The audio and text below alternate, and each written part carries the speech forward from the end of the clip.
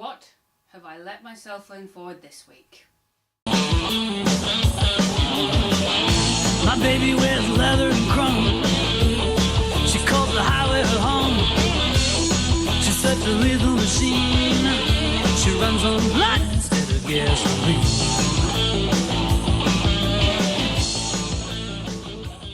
Welcome to the wonderful world of dodgy movies and TV. I'm your host, Movie and TV Mistress.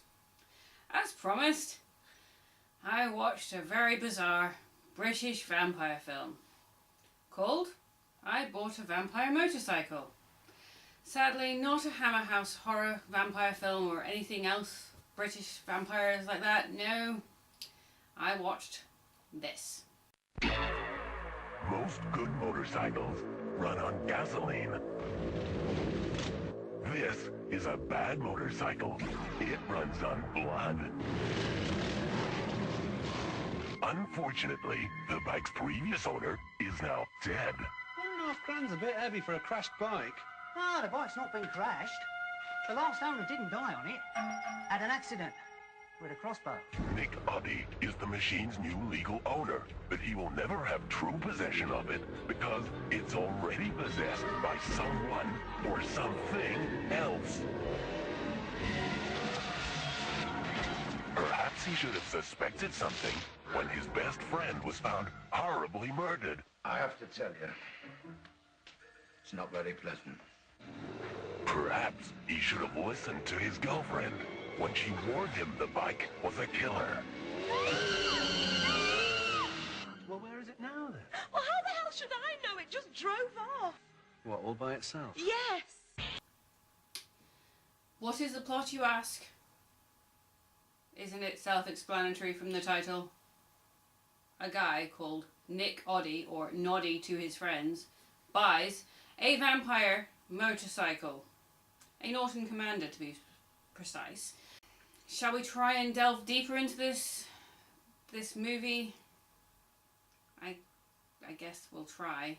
I mean, there's not really much deeper that you can go with this film. Except if you want to include this scene.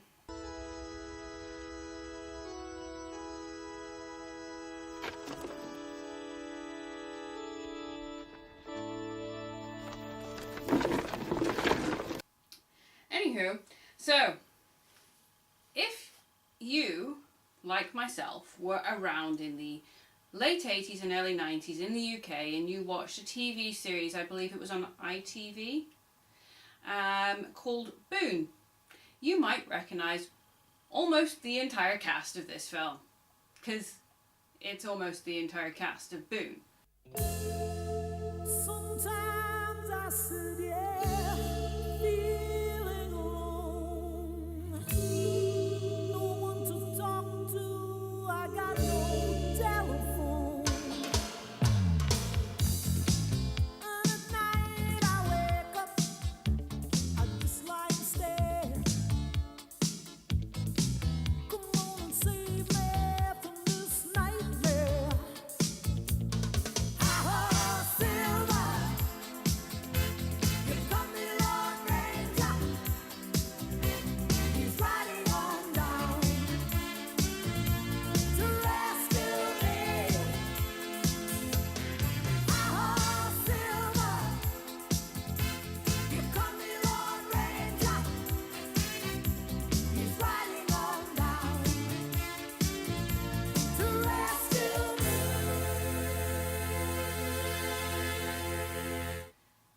I always feel like this film was meant as a joke for maybe a couple of episodes, like a couple of sketches for Boone.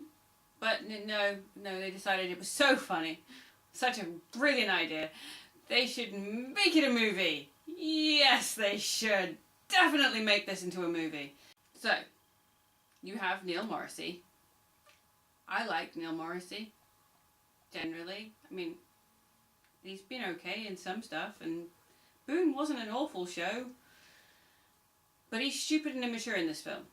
Michael Elphick, who played the main character in Boone, plays a detective who has serious garlic breath and really stinks and is stupid.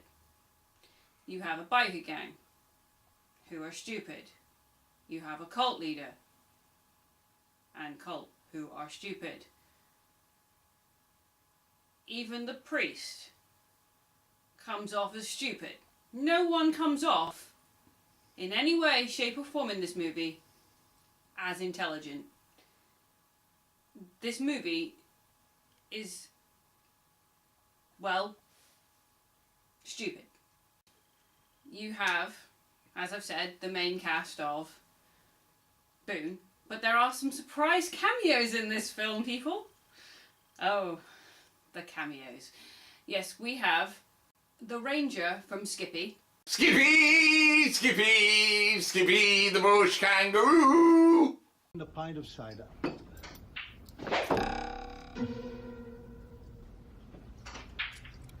Thanks. Thank you. Yes, so we have the ranger from that. That was surprising and unexpected. We have the big surprise one, which is C-3PO Anthony Daniels playing the priest and overacting like mad. In hell, there is a hierarchy of demons, devils. They are divided into legions. The less important ones go to make up the infantry, as it were.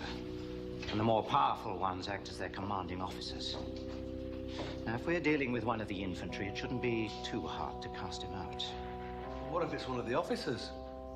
Well, if it's a demon like Baphomet, or even worse, Ahriman, then we could have a problem on our hands.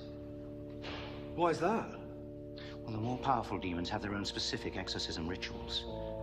And unless you get the words exactly right, you could end up making things even worse. Yay.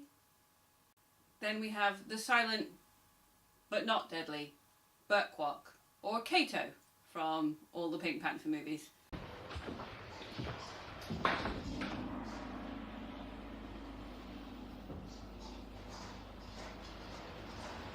$131 and $162, please. 31 and 60. Spring roll and chips. Hello, Kato! Sadly, he is underused, and as I've said, he is silent. Silent, Kato! Silence! Okay, so like the TV series Boone, this movie revolves around a motorcycle courier company that Nick Oddie, or Noddy to his friends, played by Neil Morrisey, works for. He needs a new motorbike, so he goes out and buys a slightly damaged motorcycle, an Norton Commander, as I've said, that happens to have been possessed by a demon. This is where I get confused. I never knew that vampires and were demons. I mean, I know in Supernatural, the TV series, there was a series where they said that they were all descendants from Lilith, who is the mother of all demons. But my understanding was that vampires were just vampires and there was no devil and stuff in them. But no, this movie, it's possessed by a demon. So later on in the film, we have Anthony Daniels performing an exorcism.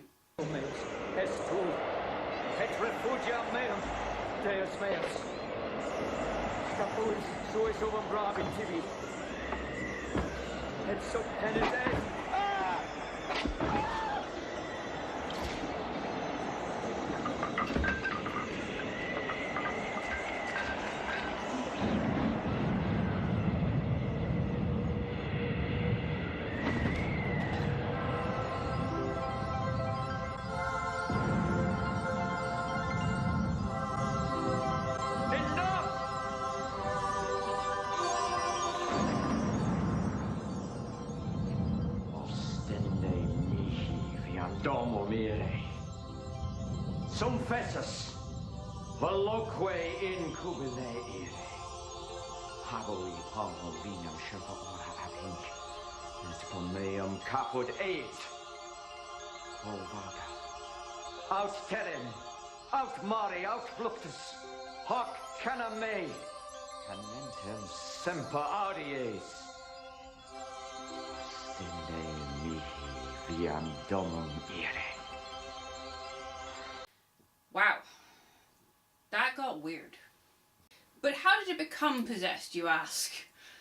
Why, within the first 5 seconds of the movie it becomes possessed. Shall we watch that, shall we? Okay, let's watch it. O evil one, in whom we trust, come forth now from out the dust.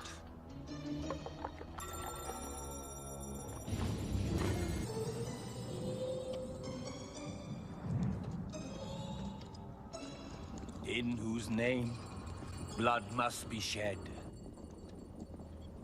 Arise, O Aroman, Lord of the... Surprise!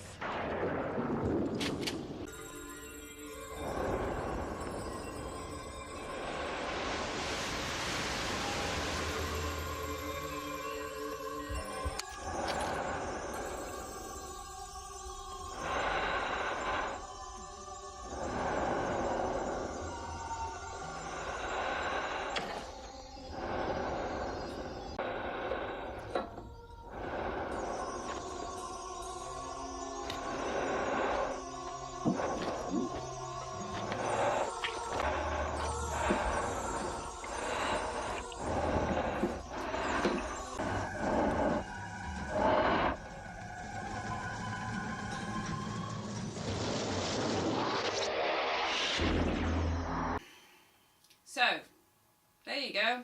Cult leader. I've seen better sacrifices in films like King Solomon's Mines. Take your pick on which version of King Solomon's Mines the sacrificing was better in that film. There isn't really any further plot other than the main title. It feels like they just came up with some sketches and went, right, yeah, let's make that into a plot, let's make that into a movie. Why not? Why not indeed? Let's make movies based on titles like Cockneys versus Zombies, Strippers versus Zombies. You know what? Fine. Vampire Motorcycle, why not? The next one I'll probably end up watching is The Werewolves on Bikes. There is a movie from the 70s. I know this movie is heavily influenced by the American grindhouse films of the 70s and is inspired by them, with the biker gang and the cult stuff at the beginning and the biker stuff at the end. And I know it's not serious. It's not a serious vampire film. It is taking the piss. I get that. And it is funny at times. It did make me laugh. But at times I felt kind of physically sick. Not because of the gore. Just because I felt dirty from watching it. And then you have the one scene that took place right after a scene that my brother and I stopped watching this as children. My brother and I watched this up until a point when we were kids where Neil Morrisey's character opens up a bag and his best mate's head is in it and goes, "Hi, Noddy." Thankfully we did stop watching it at that point, and my brother is very, very lucky to have stopped watching it at that point. I have now watched this movie the entire way through, and I have now seen this. Noddy? Noddy? It's me, Noddy. Look. Noddy? Noddy? Here I am.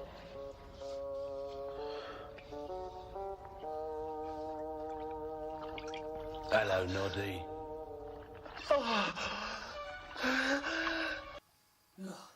That is the most disgusting thing I've ever seen. And I hope I never see anything more disgusting than that, because that really disturbed me and I was just like, oh. There are brilliant deaths, brilliant gore, great effects. It's an interesting premise. It's a funny joke idea. I guess it's like Hobo with a Shotgun, you know, that idea of take that title and go with it. Yeah. So they went with it. People lose limbs. Anthony Daniels loses fingers. He also gets crucified, as I showed you. That was weird. So it ends. This is a very strange way to kill a vampire, but makes sense. You've got a vampire motorcycle. There is no heart, or at least I thought there was, but I'll get to that in a minute. Apparently there's no heart, so there's nothing for you to stab. And I guess silver bullets won't work on it because it's metal.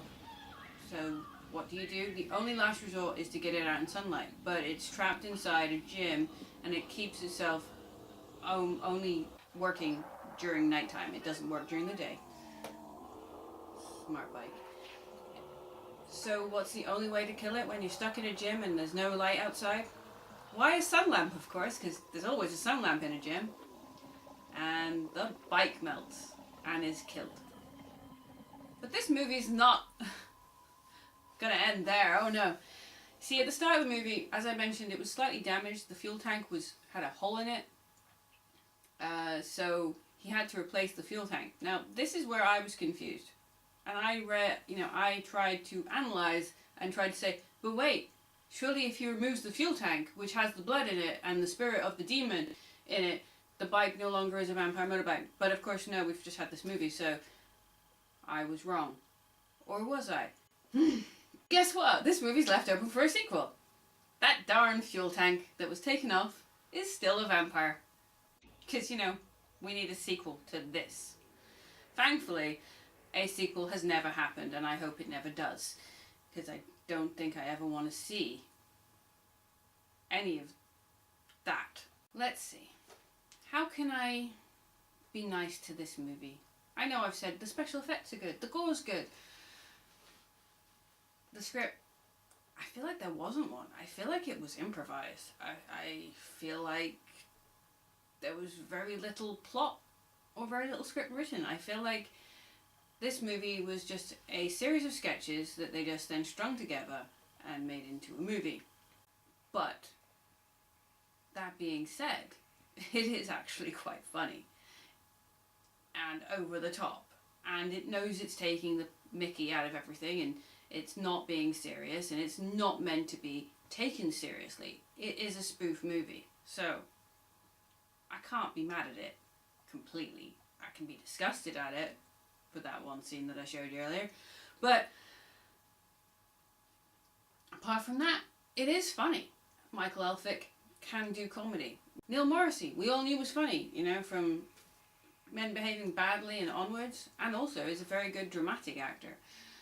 Anthony Daniels, it's weird seeing him out of a tin suit, so that was nice to see, but I don't want to see it ever again. And I just, as I've said many times during this review, I felt Burt Kwok was just there, and it didn't add anything. It was a bit pointless, and I felt kind of sad that he wasn't used. Inspector Clouseau, you're home. Cater? No. No. Yeah, so would I recommend this film? Well, part of me wants to say yes, because it is funny. And the other part of me wants to say no, because of that one scene that made me want to puke. But it's got good gore. It's a good actual attempt at a British comedy vampire film. I know I could have probably watched Carry On Screaming, because British do comedy very well when it comes to horror. So make your own mind up. You can find it somewhere. I found it. If I can find it, anyone can. At least it's not as bad as the holiday special. That was a Star Wars reference, folks. Okay? Sadly, Anthony Daniels wasn't in that. I don't know how he got out of that one. So, next week will be another bizarre vampire film. So, remember, please hit that subscribe button. Please comment down below. Please ring that notification bell. And give me a thumbs up or a thumbs down. I don't mind what you do. Comments can be good, bad, indifferent, whatever. Just let me know what you're thinking. And I will see you all next week with something vampirish. Bye. What kind of bike was it? Lawn Commando. It's funny, they're usually so reliable.